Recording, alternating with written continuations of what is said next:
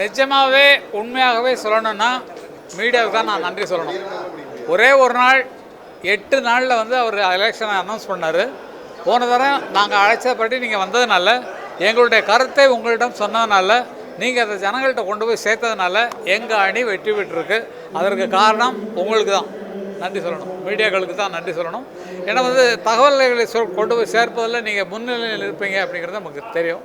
இன்றைக்கி எங்களுக்கு ஒரு அருமையான ஒரு குழுவாக அமைந்திருக்கிறது.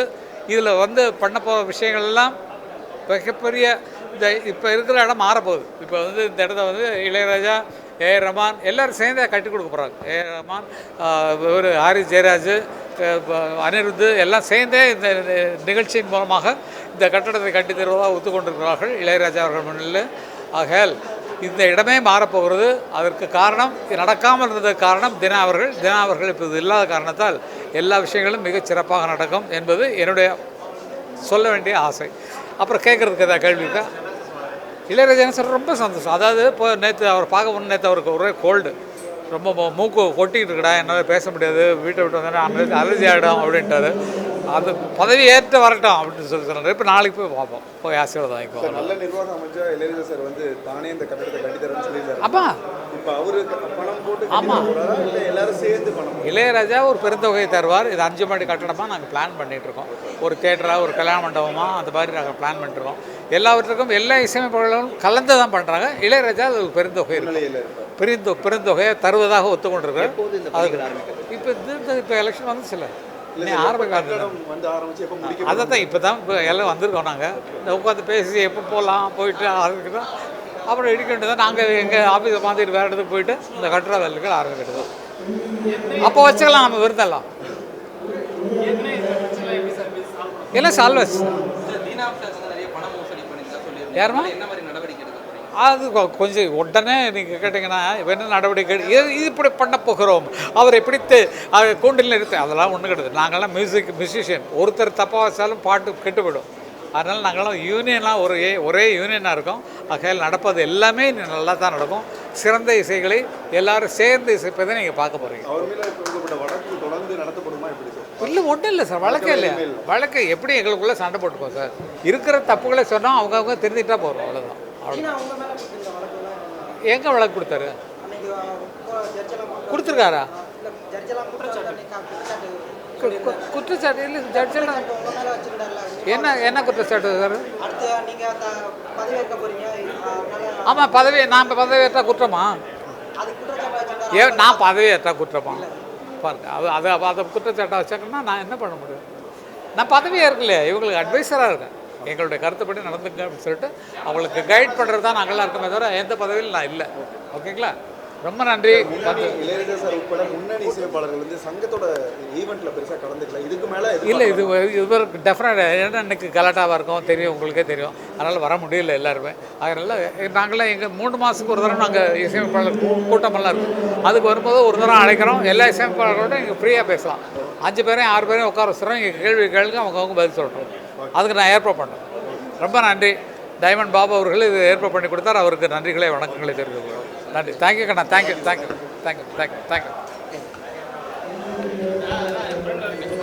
2 கட்சிகளையும் ஒற்றுமையாக இருக்கணும்.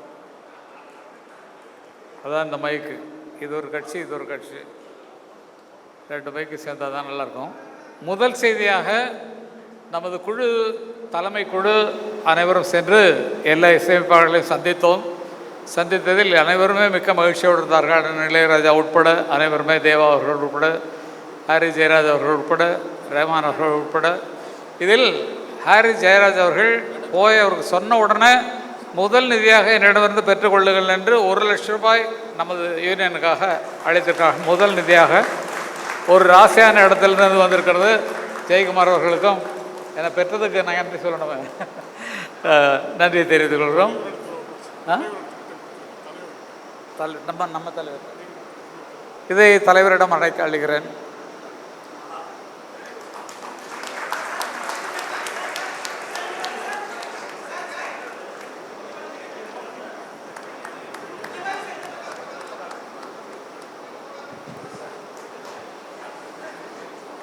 இங்கே எல்லாம் இருக்கிறாங்க.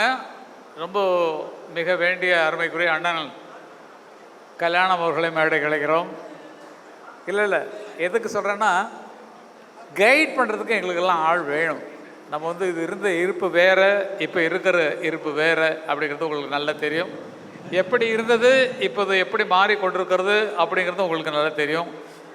நாங்கள் வெளியில் இருக்கும்போது ரொம்ப கனவு கண்டோம்.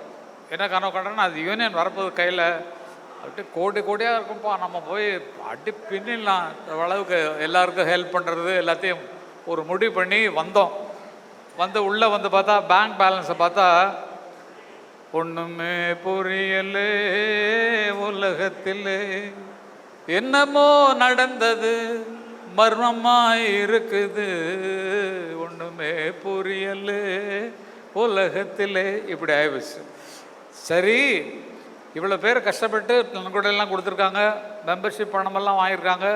சரி, ட்ரஸ்ட்டில் என்ன இருக்குன்னு பார்த்தா, கண்ணில் கண்டதும் கனவாய் போனது, காதிலே கேட்டதும் கதை போலானது, என்னான்னு தெரியலே சொன்னாலும் புரியலே, நம்மை போலே ஏமாளி எவரும் இல்லை.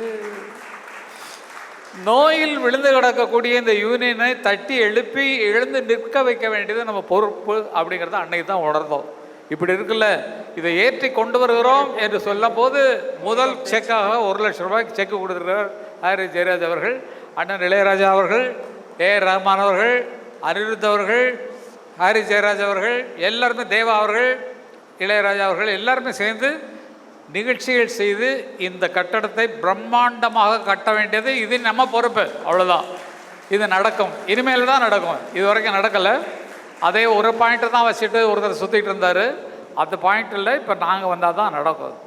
ஆகவே அது அங்கே எங்கே நிற்கப்பட்டது. ஏன்னா அண்ணனுடைய பேச்சை நீங்கள் கேட்டிருப்பீங்க, நீ பண்ணுறது சரியில்லை பண்ண, அவரே தூக்கி எறிந்த அளவுக்கு இருக்கும்போது மனசு ரொம்ப கஷ்டமாக இருந்தது எல்லாருக்குமே.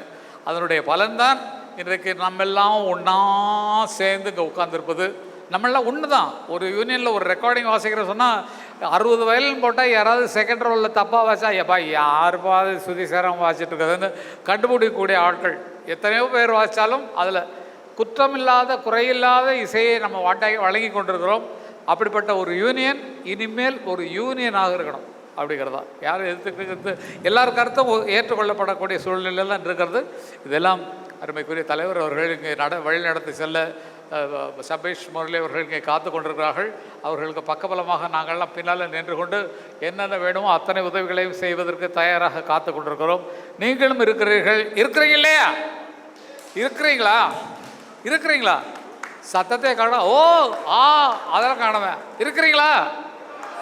நல்ல பலமாக இருப்பீங்களா? ஓ ஓ ஓ ஓ ஓ மாதம் இனிமேல் யார் பாடணும்னு நினைக்கிறீங்களோ இதே மாதிரி மீட்டிங் போட்டு டிவி கேமராலாம் வேண்டாம், ஒன்றும் வேண்டாம். அவரவர்கள் கச்சேரி மாதத்துக்கு கூட இந்த சபா மாதிரி ஆகிப்போச்சு நம்ம சினிமா மியூசிக் யூனியன். ஆகவே நம்ம சந்திக்கக்கூடிய சந்தர்ப்பங்களை அதிகமாக ஏற்படுத்தி கொள்ள வேண்டும் என்ற எனது ஆசை, அவர்கள் ஆசை எல்லாமே. மாதம் ஒரு இசை நிகழ்ச்சியை நடத்துவதாக முடிவு செய்திருக்கிறோம் நம்ம சபாவுக்காக, நம்ம மெம்பர்ஸுக்காக. ஆகையால் அவைகளுக்கும் வர வேண்டும். நம்ம அடிக்கடி சந்திப்பதற்கான ஏற்பாடு 3 மாதத்துக்கு ஒரு தரம் சந்திப்பது இனிமேல் நடக்கும். MS Viswanathan, KV Mahadevan, Ilaiyaraaja, Shankar Ganesh, SP Balasubramaniam, Janaki, Chitra, Vani Jayaram அம்மா, TM சவுந்தரராஜன், SP பாலசுப்ரமணியம் எல்லாம் சேர்ந்து பல இடங்களுக்கு நிகழ்ச்சிகளை நடத்துகிறோம். அத்தனை பேரையும் மதித்து அத்தனை பேருக்கும் அள்ளி கொடுத்தவர்.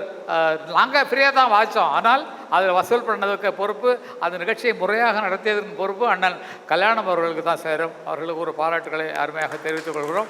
என்றென்றும் உங்கள் உதவி எங்களுக்கு வேண்டும் அண்ணா. இருப்பீங்க, நிச்சயமாக காப்பாற்றுவீங்க என்று தெரியும் எங்களுக்கு. அடுத்தது அவ்வளோதானே, வேற என்ன? திரு கங்கைமரன் அண்ணன் அவர்களுக்கு எங்களுடைய திரு பத்மஸ்ரீ பாலேஷ் அவர்கள் பொன்னாடை அணிவித்து பெருமைப்படுத்துவார்.